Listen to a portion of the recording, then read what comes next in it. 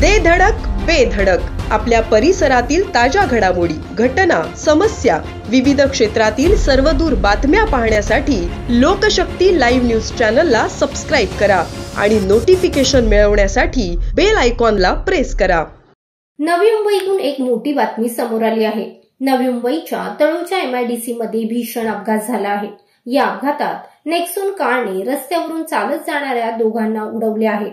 ही घटना रस्त्यावरील CCTV कॅमेऱ्यामध्ये कैद झाली आहे। दिनांक 14 जानेवारी रोजी नवी मुंबईतील तळोजा MIDC येथील शिवजागृती हॉटेल समोर हा भयानक अपघात झाला आहे। व्हिडिओमध्ये रस्त्यावरून एक महिला आणि एक तरुण रस्त्याच्या कडेने चालत जात असल्याचे दिसते। काही क्षणातच कार महिला आणि तरुणाला उडवून पुढे जाते।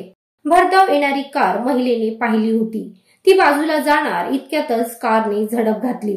या दुर्घटनेमध्ये तरुणाचा मृत्यू झाला असल्याची माहिती समोर येत आहे, तर महिला गंभीररित्या जखमी झाली आहे। जखमी महिलेला सध्या कामोटे येथील MGM रुग्णालयात दाखल करण्यात आले आहे। महिलेची प्रकृती गंभीर असल्याचे डॉक्टरांनी सांगितले आहे। वाहन चालक वेगाने कार चालवत होता। कार चालवत असताना नियंत्रण सुटल्याने वाहन चालकाने त्या दोघांना उडवले असल्याची प्राथमिक माहिती समोर आली आहे।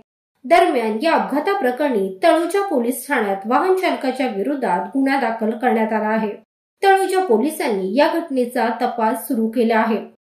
लोकशक्ती लाईव्हसाठी न्यूज ब्युरो, नवी मुंबई।